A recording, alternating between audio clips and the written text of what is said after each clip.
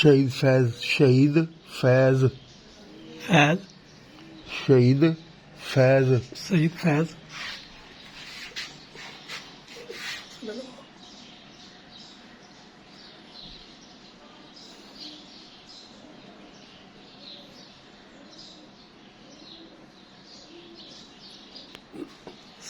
सही साहब बहुत बहुत मेहरबानी फैज साहब बहुत बहुत मेहरबानी हदिया लेने